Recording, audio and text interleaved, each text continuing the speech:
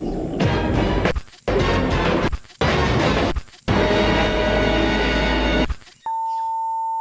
are watching a CBMF production.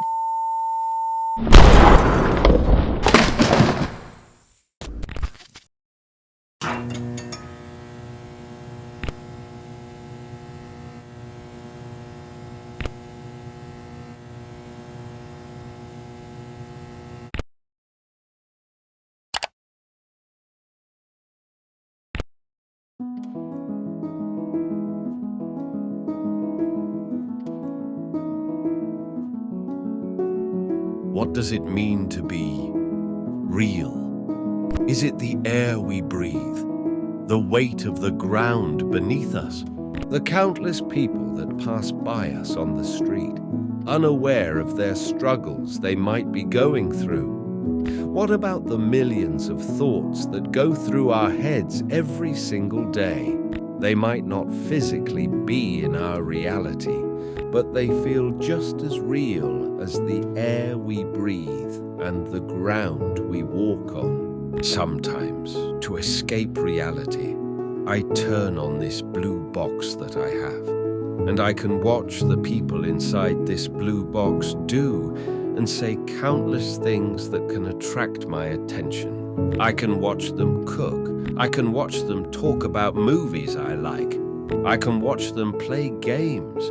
There are so many options that it can be stimulating at times. But I have to be honest with you people, some of the people I see in this blue box don't feel real. They don't look real. And I don't just mean having a fake personality or not being exactly what I'd imagine they'd be if I knew them personally, but like an imitator. They have the same body type, the same facial structure, hell, even the same face, but something feels off about these specific individuals. They look like people I've seen before, but not, if that makes sense.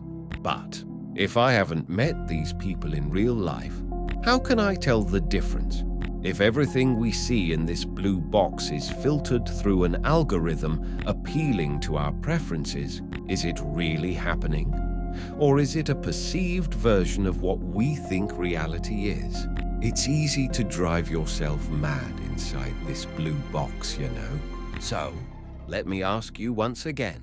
What does it mean to be? What does it mean to be? What does it mean to be? Real.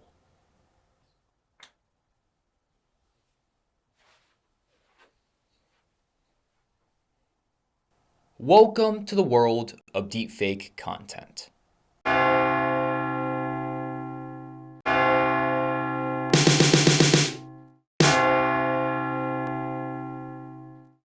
If you are watching this video right now, wherever you may be within the world, I assume you know that we are currently in the midst of what we would call a digital age. Technology dominates our lives in ways that philosophers such as Marshall McLuhan and filmmakers like James Cameron feared it would be. Skynet has taken over and we are all slaves to the shackles to endless Instagram reels for the rest of our foreseeable lives. Okay, I might be exaggerating just a little bit, but you can't deny that the presence of our everyday lives has been taken over by the amount of technology we use and how integrated we all are in the 21st century. We are all stuck in this entangled web of knowing everything about everyone's daily lives, or at least the best version that we as a collective like to put out there, making our ordinary lives seem that much more perfect when you decide to post peak moments of your life to the people that decide to follow your life on social media. Or on the flip side, having current celebrities be more active on their socials to be more relatable to their fans and the general public, to give them a side of their lives that pre-social media celebrities didn't have the ability to. Everybody is currently in this weird influx to where it really doesn't matter who you are in the social spectrum anymore. You can change reality to wherever you want people to see you and your life as, because we all have the ability to skew details and put a version of ourselves out there that can make people envious of your life and situation. When in reality, it can all be fabricated if you don't read the fine print, so to speak. Taking a section from Barry Shaw's 1984 book, The Significance of Philosophical Skepticism, a book that I've totally read before, don't worry about it, he proposes this very interesting thought experiment. Imagine a man waking up to find himself locked in a room full of televisions displaying moving images. Can he know that the events depicted on the screens correspond to real events in the outside world? It seems not. His confinement prevents him from verifying the correspondence between reality and what is depicted on screen. He might assess the mutual consistency of the on-screen events, but such consistency is no sure indicator of the reality beyond the screens. Thus, even if the screens display live streams of outside events, he cannot know this. The resources available to him provide no means of bridging on-screen representation and external reality. The truth nowadays seems to get more skewed more often than not to appeal to our more naive judgment. Anyone can fabricate a story, an event, perceive an entire audience as think and act a certain way. Because just like the ways kids in school will start false rumors or start drama, it's easier to have the truth lost in the mix versus getting down to brass tacks, struggling to emancipate ourselves in the process. And what I just said can apply when, for example, individuals decided to take it upon themselves to use the likeness of others in order to convince the general public that they are the exact same as the people that they are portraying, altering our own perception of what we call reality. And by this, many of you soon probably reading the title of this video that I'm referring to the concept of deepfakes and deepfake content, and you'd be completely right in that assumption. Out of all the, let's just say, interesting trends and movements that we've seen the internet gone throughout the past couple of decades, ever since websites like YouTube and platforms like TikTok blew up in popularity, deepfake and AI generated content are some of the, I would say, most unethical uses of the internet so far.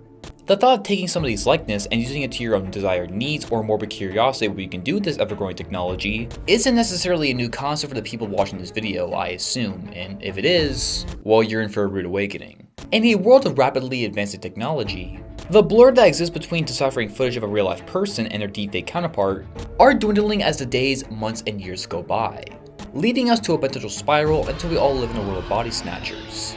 But that's just my opinion. There are so many fascinating stories, angles, and platforms that this technology is taking form of that I feel compelled today to get into the nitty-gritty of all of it, and really understand how we got to this point in our technological timeline, and what lessons we can learn from the usage of deepfake content so far and how we can apply it to the future. Now before we really get into the thick of it, I am going to warn you people, this video is going to be a little wild. Bitches are going to get turned, I'm not going to lie to you people. But it is truly out of passion for a topic that I wish got more recognition on this platform. And let me just say a couple of more things before we delve into the madness. Whoever I discuss positively or negatively, please do not go out and harass any of the people I will mention in the remainder of this video. I don't personally know anyone involved in these situations, whether you're talking about a celebrity, a YouTuber, a deepfaker, what have you. At the end of the day, you don't know me, I don't know you, we are all strangers when it comes to the internet. The only person I know is me, my morals, and what I personally stand for.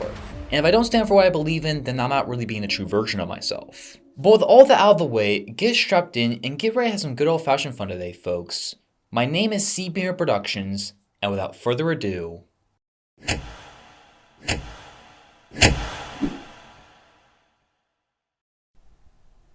let's lose our fucking minds.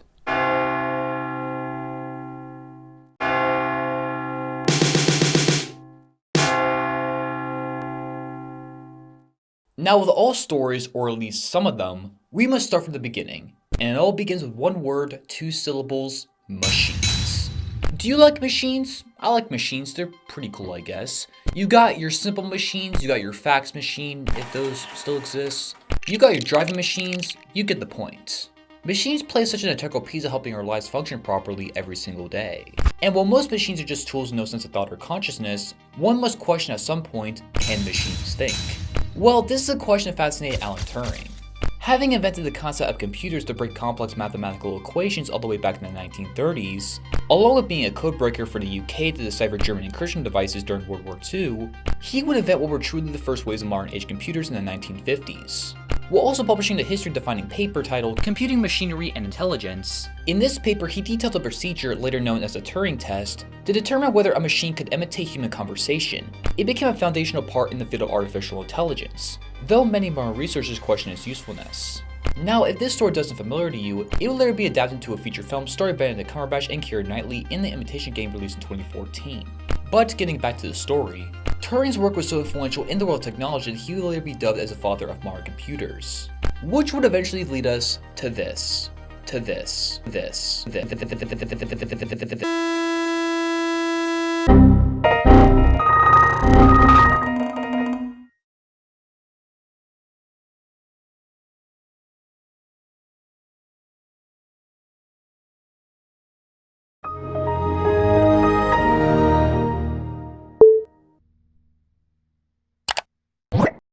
The internet is such a fascinating construct that has evolved massively ever since the days of AOL and Internet Explorer. So many faces, so many trends, and so many platforms have come and gone over the decades. One of these platforms you might be familiar with is of course Reddit. A platform that was created back in June of 2005 by a handful of University of Virginia roommates. It is a site where you can join an infinite amount of communities, known as subreddits, with various other registered users on the site. No, not like that, but close in some cases, better known as Redditors. Can connect with various other people across the world that have the same interests as you. You can post images, text, posts, polls, and do various other things in these specific subreddits. But one specific subreddit is where the term deepfake will be brought into our modern lexicon. Now for reference, the term deepfake stands for a portmanteau of deep learning and fake. They are fake images, video, audio, and text content that appear to be real, but are merely a realistic imitation of a real-life person or people. This technology can be used to make people appear to say or do things they never said or did in the first place, or to substitute people in existing videos. This term first popped up in 2017 when a Reddit moderator created the subreddit r/deepfakes, and began posting videos that use face swapping technology to insert celebrities' likenesses onto existing pornographic videos. Now, despite the subreddit has since long been defunct, the effects of this subreddit were massive and since led us to say deepfaking that we're in today. But I think it is a little too early to discuss that side of deepfaking, for now. But going back a bit, if you want to get technical, the concept of deepfakes or deepfaking can all be traced back to efforts starting in the 1990s, when researchers used CGI in attempts to create realistic images of humans, as this level of recreating other people's faces synthetically would continue to advance as the technology around us slowly has gained more sophistication and advancement throughout the decades. A major turning point would come in 2014 when Ian Goodfellow, a computer engineer, scientist, and executive, would make a breakthrough with his team creating and developing the concept of generative adversarial networks, or GANs for shorts, which, to explain it in the most basic of terms, is one of the core building blocks for how artificial intelligence can seemingly recreate realistic images of people, places, or things using what's called a discriminator. A discriminator, my apologies, another neural network that can tell how realistic the input seems, which itself is also being updated dynamically. This means that the generator is not trained to minimize the distance to a specific image, but rather fold the discriminator. This enables the model to learn in an unsupervised manner, where an algorithm can expand its knowledge entirely on its own merits, without it even being activated by the individual that created it in the first place. Basically, this network tries to blur these lines as much as possible, so it can replicate exactly what it sets it to replicate. Goodfellow's work would cause them as a sea change in both the AI and deepfake integration in the tech sphere. So much so that several AI and deepfake platforms bring on Goodfellow to help develop and establish their own deepfake and AI programs, and will later publish a book alongside about other established AI developers in the industry years later, to explain exactly how the process of deep learning was created via their experiments over the years, and to explain how the process of deep learning works. Now, fast forward a decade after Goodfellow broke through the process of deep learning, we now live in a world where we have access to various amounts of apps and programs, where any average program can create images and videos with the simple process of typing a prompt into a program and having said program create anything you want at the tip of your fingers. Now, to be fair, the concept of deepfakes and deepfaking can help out the world in some ways. From educational videos, improving visual effects, making more realistic simulations for important industries such as the various military branches in the US and the healthcare industry, helping with subtitles and translations for those who are visually impaired or helping people with language barriers. But like the apps that make everything up in this universe, with every positive there must be a negative. And in this current age where AI and deepfake content is still in its relatively early stages when it comes to boundaries of what type of content you can make with this technology, we're essentially living in the digital days of the Old West. The unlimited restrictions against deepfaking have caused so much harm that it is crazy how many people have fallen victim to a tool that was created with the purpose of helping and advancing us as a society. And with that being said, let's segue into the topic of deepfake content creation. In the past handful of years stemming from the initial subreddit that kicked off this modern trend of deepfake content and deepfake porn sites most prominently, trafficking upwards of tens of millions of users monthly, and being able to make money through advertisements, being able to accept payments using major credit cards like Visa and MasterCard in some cases, if not some form of cryptocurrency, and with these sites being as easily accessible as regular porn sites through any public web browser you can think of, it's understandable why this type of content has become so rampant over the years with very little actual leeway to stop this content, despite many efforts have been made over the years that continue to keep going. But there's another side of the coin when it comes to deepfake content, and that's the more friendly, I guess you could say, deepfake content that you'll see on more popular platforms like YouTube, TikTok, the racism app, etc. The earliest major trend of deepfake content that I can trace back to, on YouTube at least, is when the popular movie channel at the time, Collider, did a handful of deepfake videos in late 2019 and 2020 using deepfake tech to implement George Lucas' face onto actor and YouTuber Josh Robert Thompson's body. As Collider made parody videos of this guy acting as George Lucas, of him reacting to the recent Star Wars content that was coming out at the time, and even later making a fake Variety Actors Roundtable with other actors like Robert Downey Jr., Tom Cruise, Ewan McGregor, and more, with these actors being deepfaked onto other people's bodies. Going into the 2020s, slowly more deepfake and AI content made its way onto these platforms, where you had more channels use anything from using an AI-generated voice to become the main personality of said channel, big YouTubers such as Quibble turning completely towards AI-generated content to funnel content quantity and engagement towards his channel, causing both his reputation and channel to be demolished in the process, alongside other channels to decide to take someone's entire likeness and using it to build a career off of, such as Happy Showtime making videos of Charlie White aka Moist Critical, or the Unreal Keanu Reeves YouTube and TikTok accounts, using the likeness of Keanu to make tons of deepfake videos in order to farm engagement on these platforms. But these examples are minuscule compared to the biggest deepfake channel, or I would say at this point deepfake empire, that I've seen on YouTube and other social media platforms, and that is the Same Wednesday / Same Producers. A deepfake channel that I've had past experience with, I'm not gonna lie to you people. A deepfake channel that, as you can probably guess, is riffing off the popular Netflix series of the same name, that uses deepfake technology to take these real-life people that have the same facial structures of actresses, mainly Jenna Ortega and Emma Myers, who play the main two leads of the show, to simulate them doing whatever they like in very short comedy sketches and other types of short-form or long-form content that has brought the channel upwards of 10 million subscribers in under 2 years, and billions upon billions of views as well. This channel has become so much of a cash cow for Deepfake Slop content that the same creators behind this account have created various other deepfake channels imitating other celebrities such as Margot Robbie, Zendaya, Leonardo DiCaprio, Johnny Depp, Timothée Chalamet, what have you. And let's just say I'm not the biggest fan of what they're putting out there. But why is that? Well, let's delve a little bit deeper into this shit show and find out together. Shall we?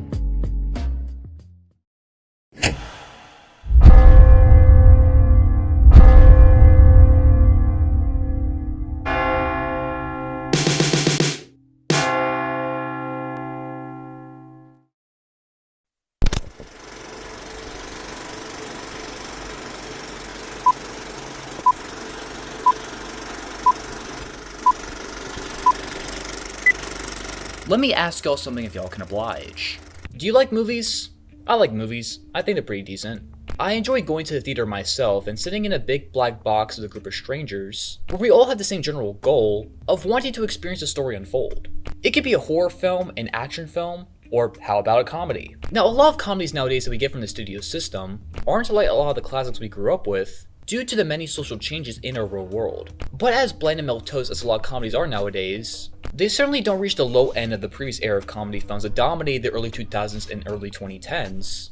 And if you don't know what I'm referencing, I am talking the terrible era of parody movies, mostly made under the reigns of filmmakers Jason Friedberg and Aaron Seltzer. They made your date movies and your epic movies and your disaster movies. Basically any terrible parody movie that was made during this time period, they were responsible for.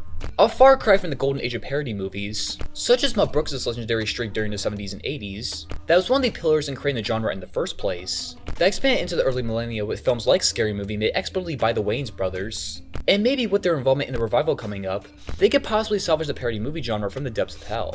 But you might be asking, what the hell does this have to do with these deepfake channels?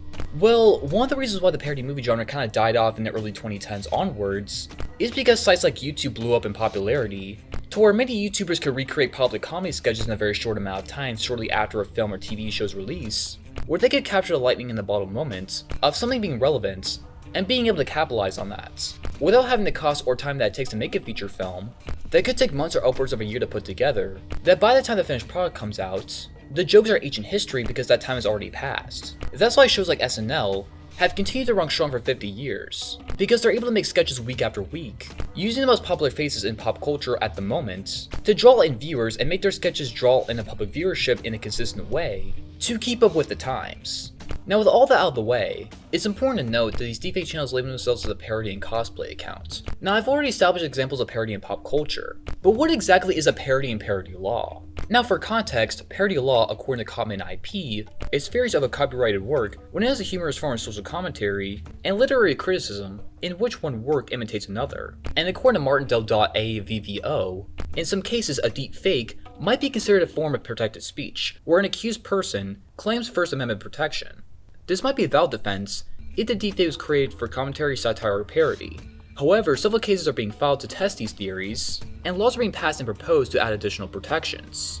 Now, considering these people do label themselves as a parody account and do comedy-esque sketches, and I use comedy very loosely, there is some validity to be had if Ms. Ortega and any of these other famous people decided to take these deepfakers to court. Now, despite parody law can work out for these creators, if you want to argue that this deepfake content should be allowed on YouTube, we should also bring up the concept of copyright infringement, which these channels absolutely fall victim to. Now, according to copyright.gov, copyright infringement occurs when a copyrighted work is reproduced, distributed, performed, publicly displayed, or made into a derivative work without the permission of the copyright owner. A real-life example of this is when the popular A&E show Live PD, a show where host Dan Abrams and his colleagues would cover live cop action as it was happening in real time, or so they say, as they would go across the US to capture some of the spiciest moments of cop action to please their audience. The show would later be cancelled in 2020 due to the whole George Floyd incident, being one of the many cop shows to be cancelled during this time period, due to the public falling out of favor with these cop shows being shown on these popular networks. But despite all that, this show would come back in 2022, but not under the same title or the same network. The producers of Live PD, including Dan Abrams, would rename the show the On Patrol Live on Reels, with the Z, cause it's cool.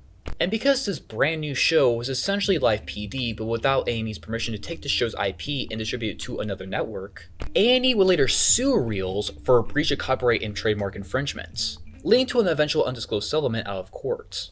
Now, when it comes to these deepfake channels, the copyright owner you could argue in this case would be Netflix, considering they're using characters from one of their tentpole original shows. But I would argue, mostly the reason why these deepfake channels gain so much attention and engagement on the algorithm is the fact that these creators are using the faces of these popular actresses that are portraying these characters in order to make their content. The reason why millions of people have subscribed and billions have clicked on this content is not just because people are just interested in seeing Wednesday Addams or Enid dancing or whatever. It's because to the average person who really isn't on the know of deepfake and AI content, these creators do come across the actors that portray these characters.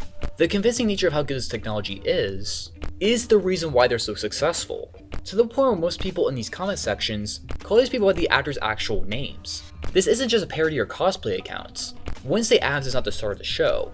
It's JENNA Ortega and every other actor being exploited by these creators at every turn without their consent. And if you don't believe me, just look at this faked Wire interview that they posted back in the summer 2023. Does a real JENNA Ortega get mad at you because you're dresses up as her and act like her?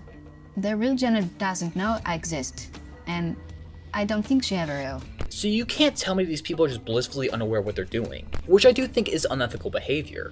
And with how realistic this looks, this could be damaging to the actual JENNA Ortega or Zendaya or Emma Myers or any of these people's actual brands. Especially if these creators decide to do anything controversial one day, like going the Ariana Grande impersonator route. And like I said before, it really isn't a parody if the whole point of people getting the click on your YouTube shorts is the fact you really can't tell the difference between a real life person and a deepfake counterpart.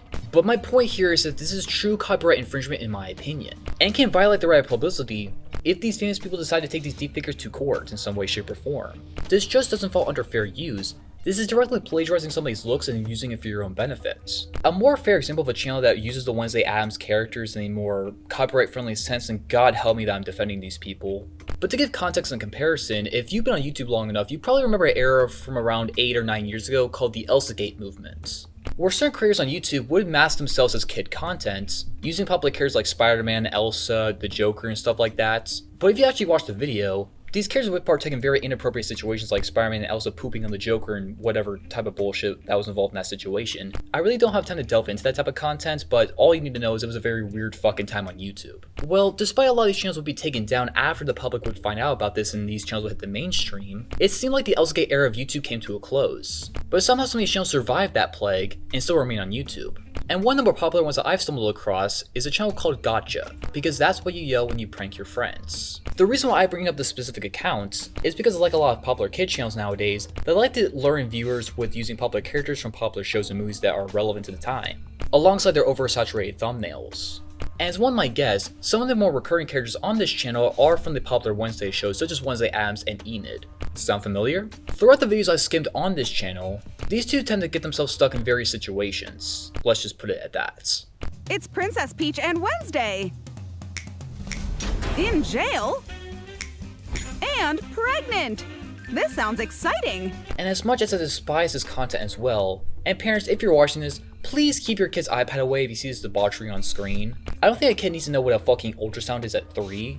But at the very least, this is an example of a fair use parody. These people are not portraying themselves to look like the actual actresses that portray these roles. These actresses aren't being exploited. Now, the kids that watch the content might be exploited, but it's not the same difference. And even if we're going to accept the more comedic aspects of these channels do not fall under parody law. It's exploitation, plain and simple. And furthermore, and I'm going to make a big fucking statement here that might piss some people off, but it's just my truth, deepfake without consent is a digital form of rape.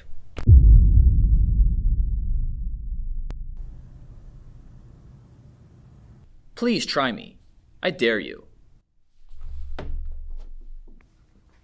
Anyways, I'll be back. Just make sure my glass of chocolate milk doesn't spill all over the place, okay?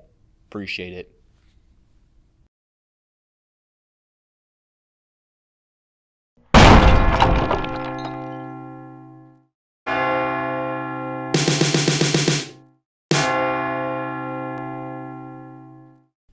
Being a celebrity seems like hitting the jackpot when it comes to accomplishments in one's life. It's a lifestyle most people crave towards but can never reach. Imagine being someone that is adored by the millions, having an endless amount of wealth that you can get whatever you want. You become a national jewel to many. People become obsessed with their life, even down to the most mundane activities.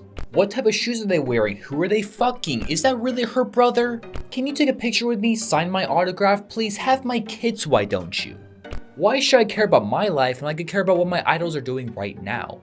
Cardi could be stroking it right now, and we wouldn't even know it.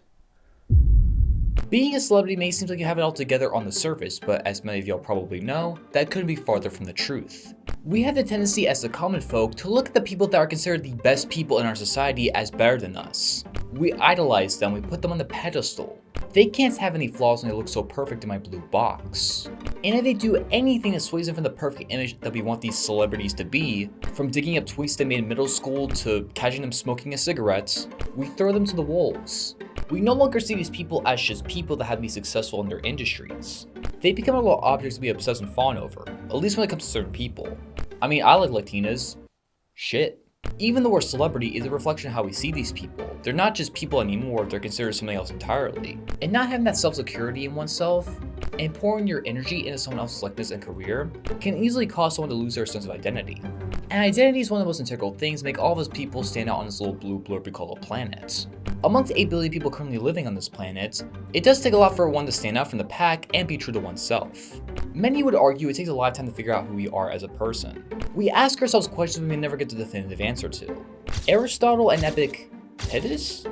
Epictetus. Oh. Aristotle and Epictetus first brought up the question, do we have free will? Arthur Schopenhauer? Schopenhauer. God damn it.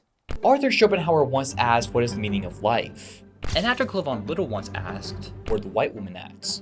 For many, these are questions that can boggle the mind for eternity, if not secure within oneself, at least for the most part. So, one of the easiest ways for people to find themselves is getting into a career that they're passionate about, whether you're talking about a doctor, a lawyer, an actor, someone that gives their life purpose.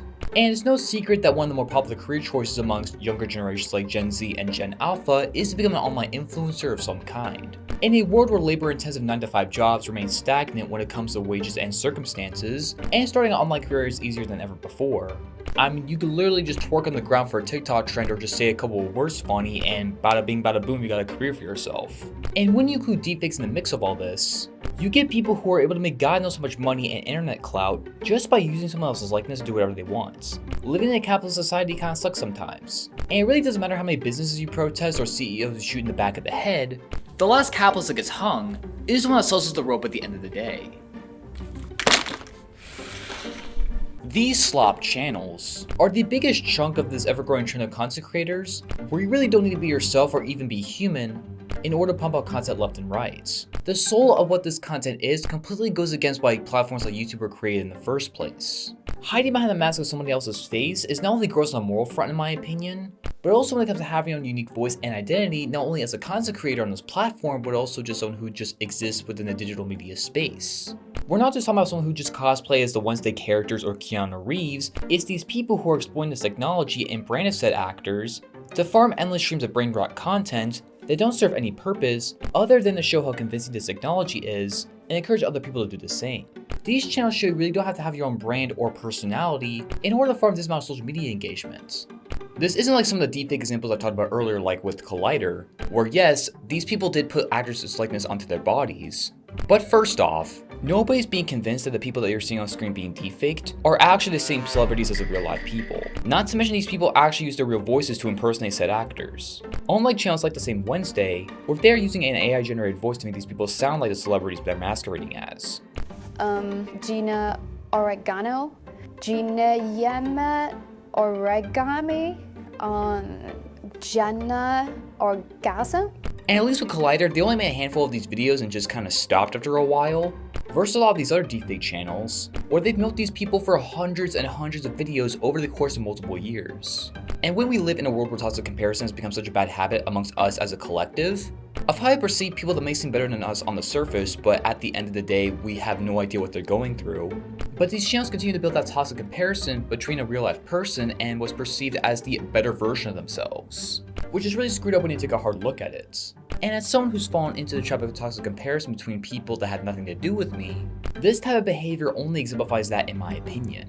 And actually, I do have a story that I want to share with you guys today, so let me just bundle up real quick.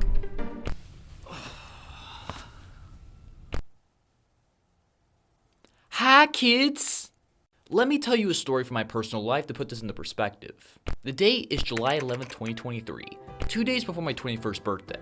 I was having a solid summer thus far, making a lot of videos and watching a lot of movies.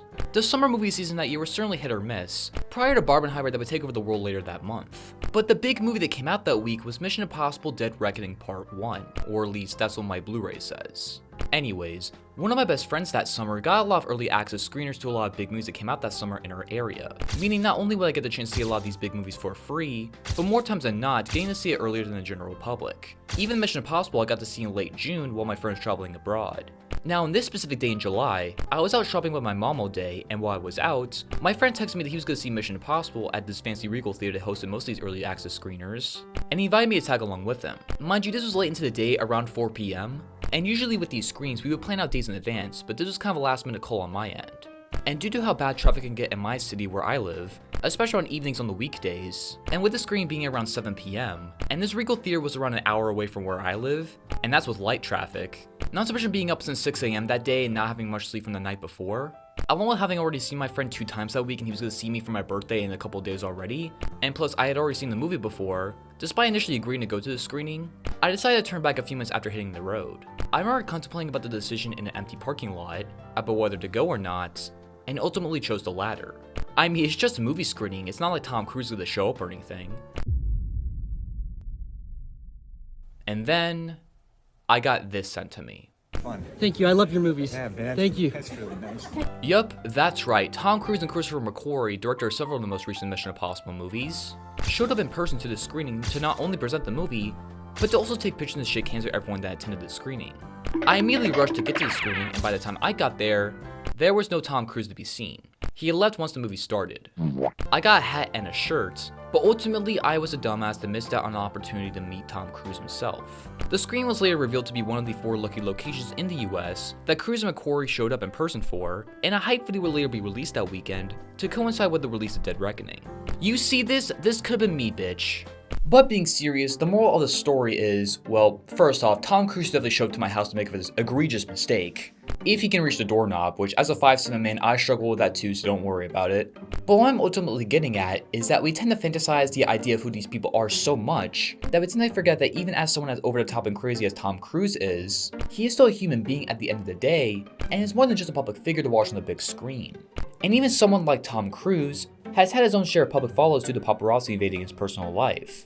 Not to mention being a victim of deepfake content as well. that most famous people struggle with. It's easy to look at the highlight reel of somebody's life and forget that a lot of them do struggle day to day as well, just like us, but in different ways. I mean, people like Tom Cruise can't just go out to get groceries or run errands or do simple things like we can without having a swarm of people following them with phones in their faces, just waiting for them to crack under the pressure just so they can get a spicy story on them. They don't have that level of sauce and anonymity that a lot of us common folk have.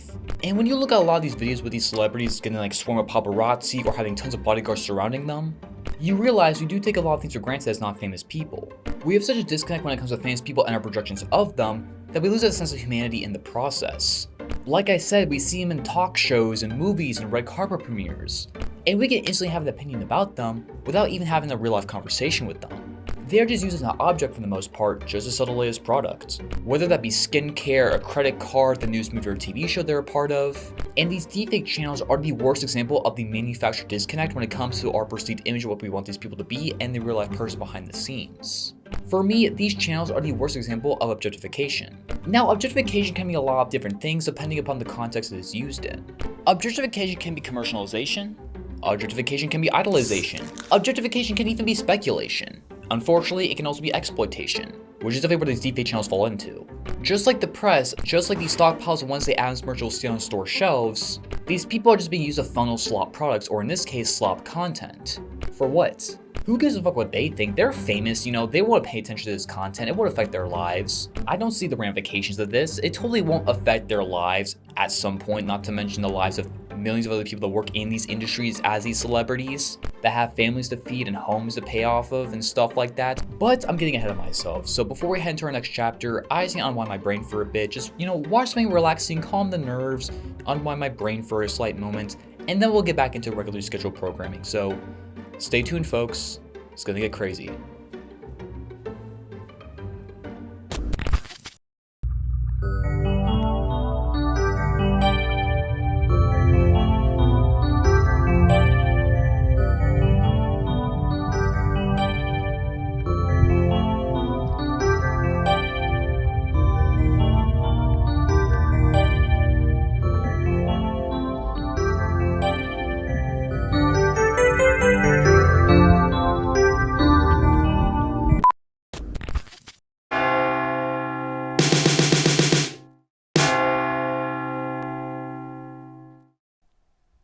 Now, let me give you a scenario real quick. If you could just take a break from your own reality for just a second. Imagine you're a mother, living the suburban life and running your own daycare center in the state of New Jersey. Overrated state, by the way. You have a loving 14-year-old daughter who also has her own life going on, adapting to the new situations and challenges of high school. You'd think the worst you'd have to deal with during this time period would be your daughter not socializing enough or your daughter getting her heart broken by your first boyfriend. But then one day, you get a concerning email from the principal of your daughter's school sent to you and every other parent of a child in your daughter's school, as it reads, I am writing to make you aware of a situation that resulted in widespread misinformation and resulted in significant worry and concern amongst the student body of Westfield High School. Earlier today, students brought to our attention that some of our students had used artificial intelligence to create pornographic images from original photos. There was a great deal of concern about who had images created of them and if they were shared. At this time, we believe that any created images have been deleted and are not being circulated. This is a very serious incident. We are continuing to investigate and will inform individuals and families of students involved once the investigation is complete. This will happen before the weekend. We made counseling available for all affected students and encouraged them to return to class when they felt able to do so. Additionally, our school resource officer and the Westfield PD have been made aware of our investigation. If a parent or guardian thinks their child is a victim of a criminal act in relation to this incident, please report the matter to Westfield Police.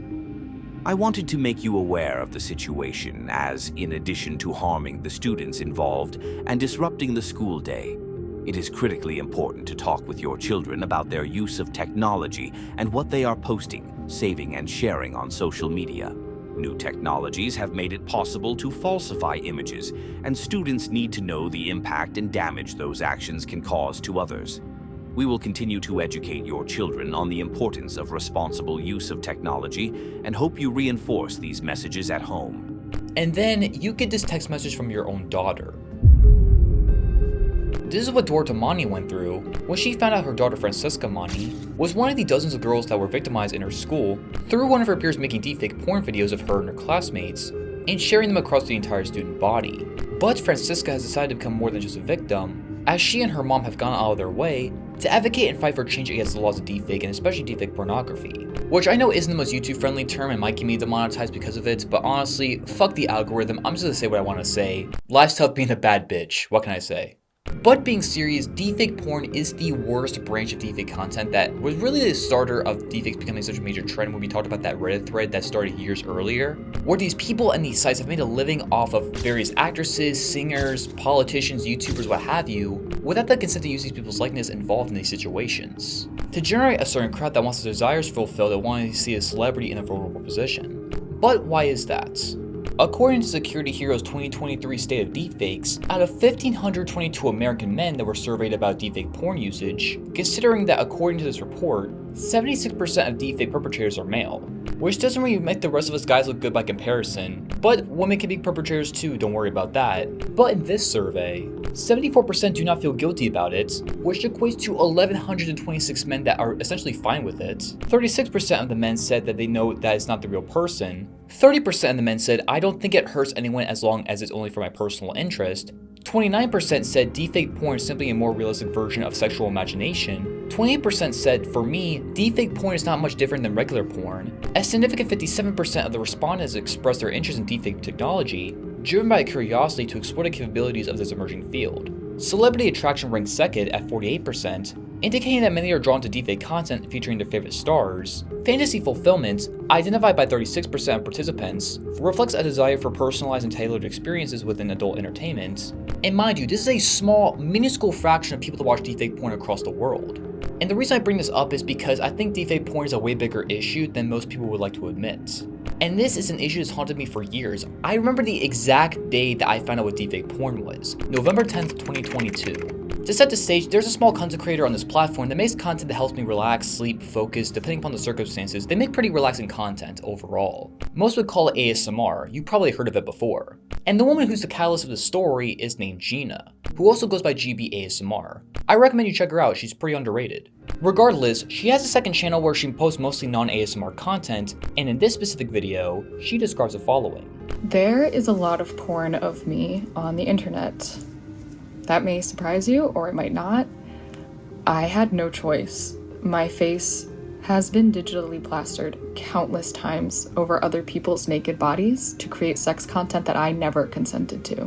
Porn of myself I never created has been viewed, distributed, and sold. It has been used to threaten, humiliate, and attempt to grab power from myself. And my reality is not unique. Even among my peers, so many of us have had the same exact experience. And it kills me to know that this is an inevitability that future generations will also be victim to. To hear someone speak so bluntly about the struggles of being an online presence as a female made me realize what deepfake porn was and how much of a growing issue it was, and as someone who really doesn't consume the content, it is easy to miss if you're not really in that circle.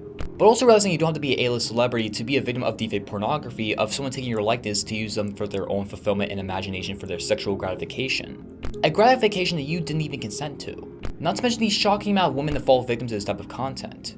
But it's also important to acknowledge that men can be victim of deepfakes as well. I mean, look at this.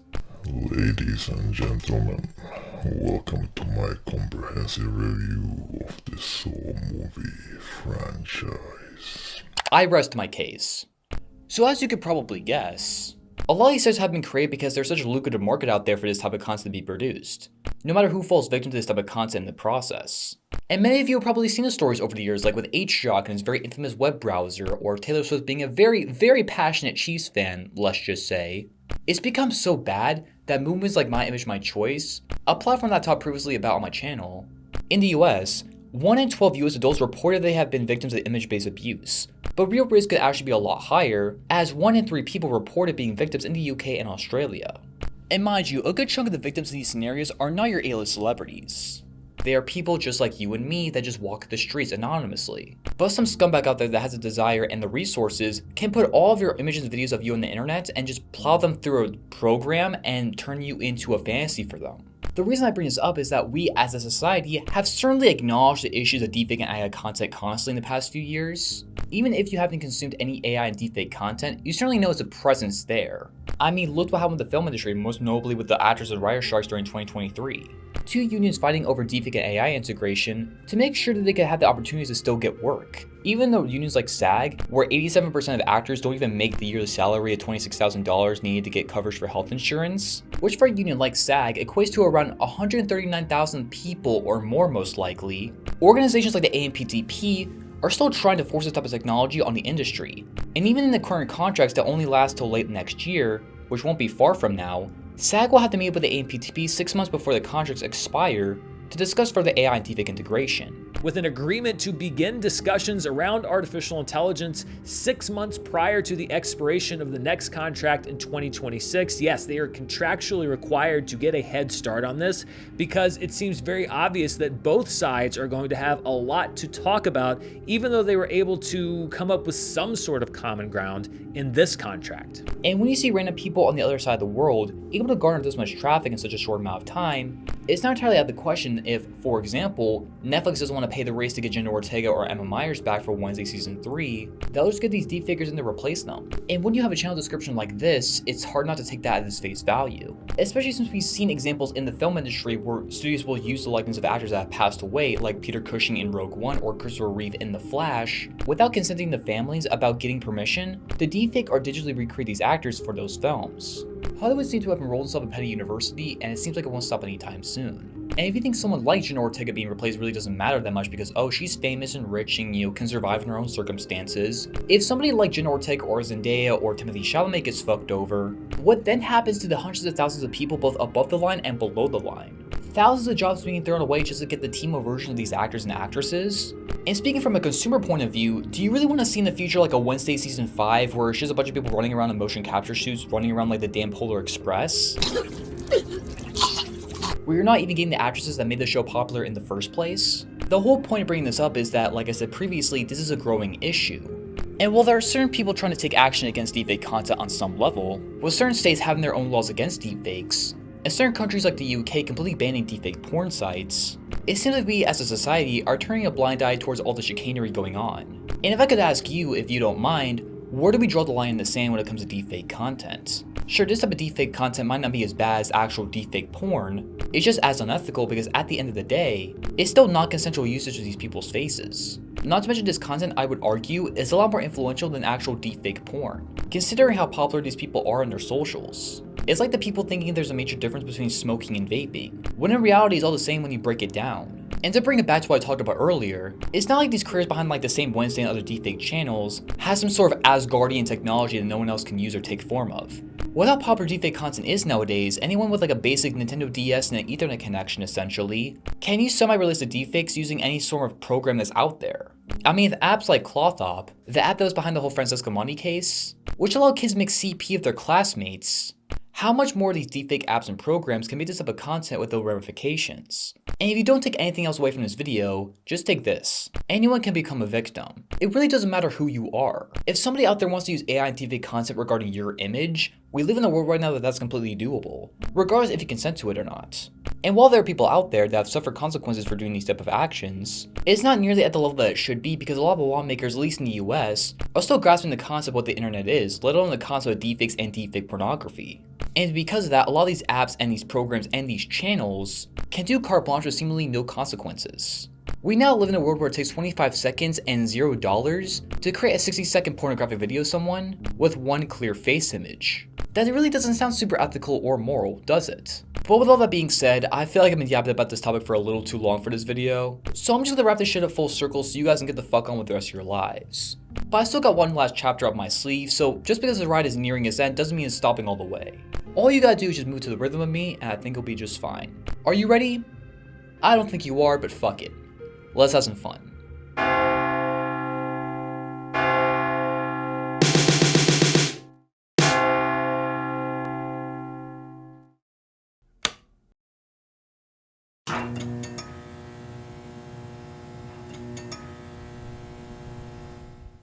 So, we've covered a lot today when it comes to the various aspects where I'm not particularly a big fan of this type of content. Some would call me harsh, Some would call me overly critical. Some would even call me a hater. But the reason I'm here, standing in front of this camera, in front of you all, is not just to spread hate. Like I said, I'm not gonna lie to you people. It's about gaining perspective to really show how many people can and will continue to be affected by deepfake content if more restrictions aren't put in place. And while I do believe in non-censorship and freedom of speech, and you know, the First Amendment is kind of convenient for videos like this and most all videos on YouTube, there are lines of deepfake content that's crossed to where you can literally make an entire living just looking like somebody else and just using their likeness. And there's no ramifications for it. And I'm sorry, like, it's easy to look at somebody else and be like, that doesn't really matter, it doesn't apply to me. But if this was you, if someone made a deepfake content channel based on your likeness, would you have that same type of energy? This type of content can affect anybody and everybody. And it's just not right, just to put it simply. But truly, why am I here? But I've talked about deepfake content over and over and over again on this channel in the past. Why bring it up again? Because I'm scared. As someone who has worked in the film industry and wants to continue in the film industry, like, I want to make movies, I want to direct, I want to write, I want to make movies with actual actors, actual people. Something truly tangible and real that no algorithm can recreate from the ground up. And the whole concept of deepfakes and these deepfake channels and deepfake porn and all these different little subsections, they terrify me.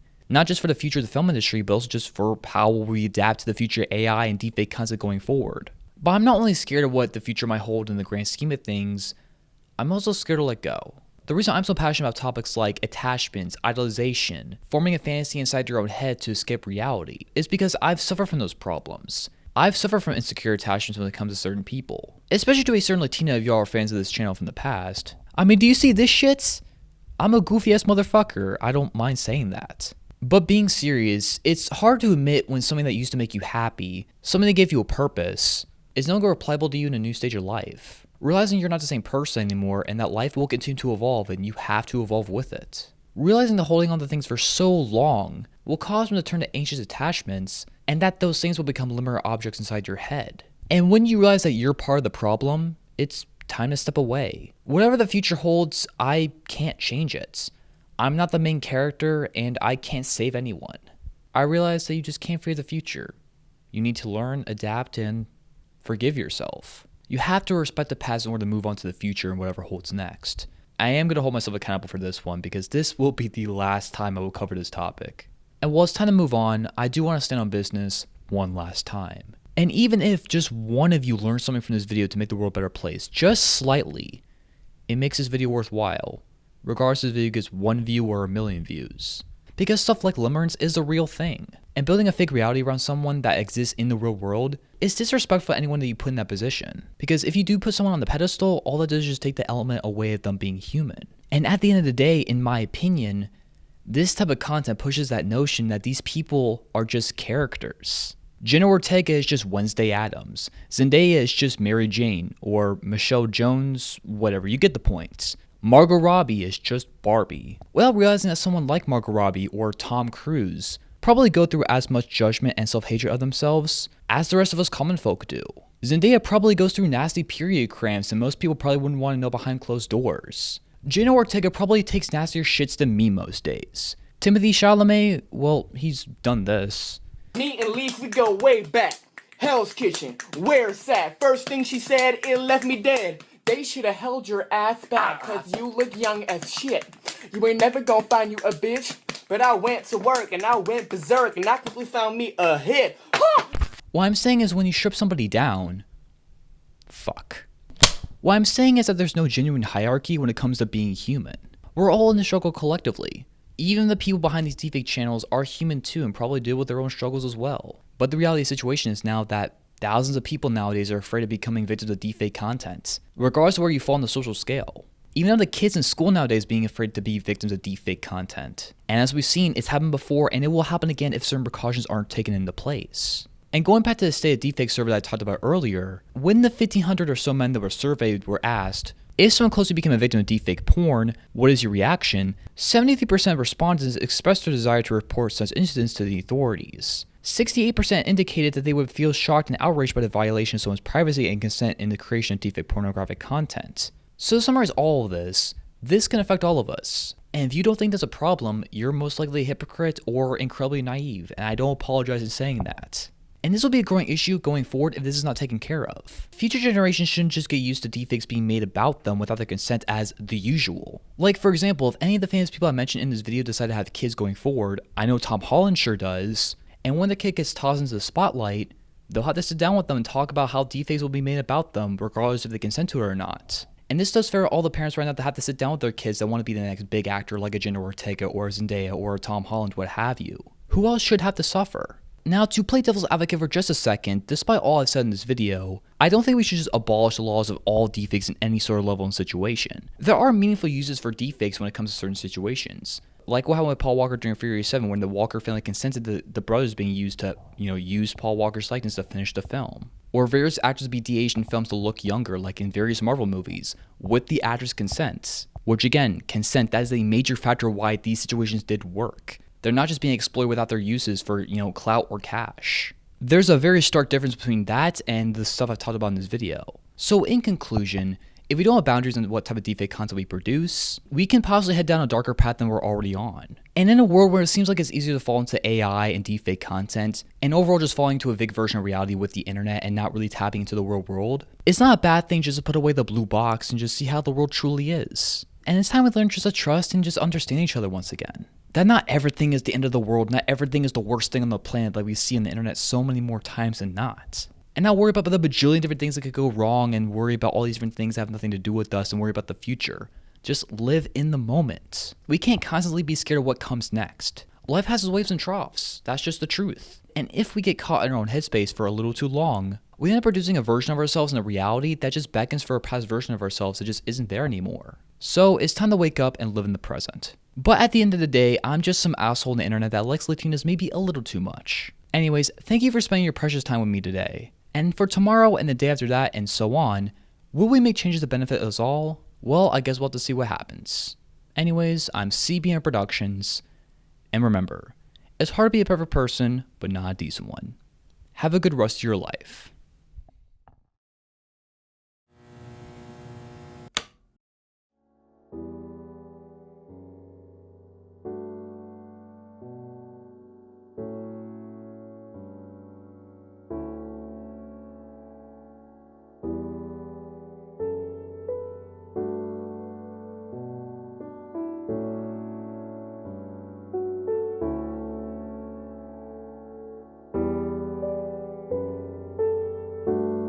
What is up everyone, I am CBMF Productions, and today's video is it's not gonna be very comfortable for me to talk about. An Ortega family cigarette drama. Ortega family cigarette, I hate the fucking voice, I'm sorry, I hate to harp on that, but I just, ugh. Her farts smell like pumpkin spice and cinnamon.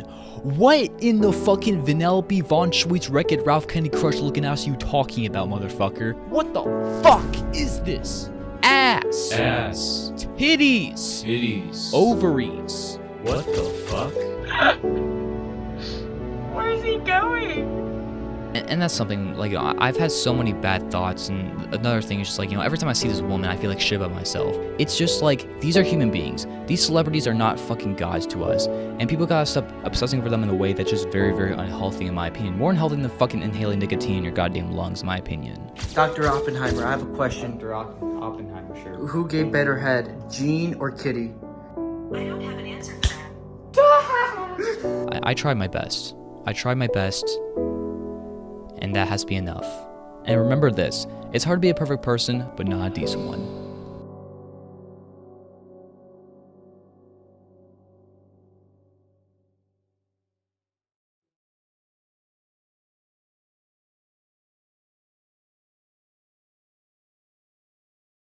Let go of the past. The future awaits you.